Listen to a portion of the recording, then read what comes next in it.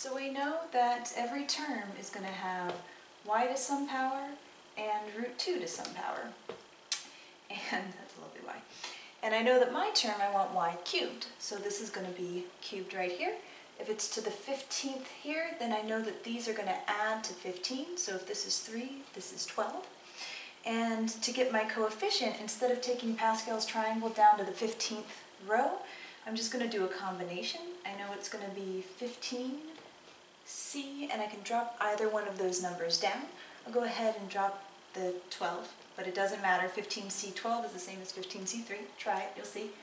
So if I do a 15c12, it'll be 15 factorial over 15 minus 12 is 3 factorial with an extra 12 factorial. I start to write out 15 factorial, and then the 12, 11, 10, blah, blah, blah will cancel with the 12, 11, 10, blah, blah, blah. But the 3 survives. And we start hacking away. Every piece on the bottom will end up canceling. And then 5 times 7 times 13, looks like it's 455. So that's this number here, 455. And then I've got y cubed. And now I need root 2 to the 12th. So root 2 to the 12th, you could think of it as 2 to the 1/2 to the 12th. So that's 2 to the 6th, which is going to give you 64.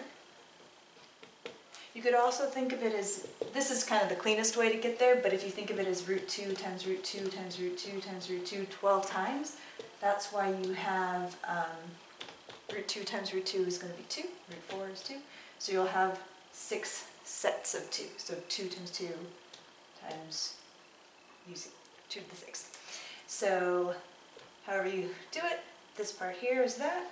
Now just go ahead and multiply this all together. So 455 times 64 is 29120.